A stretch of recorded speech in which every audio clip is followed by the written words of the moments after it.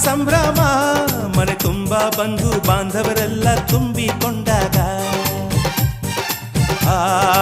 ಎಂತ ಸಂಗಮ ಶುಭ ಲಗ್ನದಲ್ಲಿ ಗಂಡು ಹೆಣ್ಣು ಜೋಡಿಯಾದಾಗ ಶಾಸ್ತ್ರೋತ್ತರ ಕಲ್ಯಾಣ ಏನ್ ಚಂದ ಕೇಳಣ್ಣ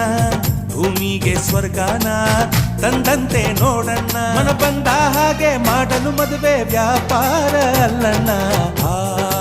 ಎಂತ ಸಂಭ್ರಮ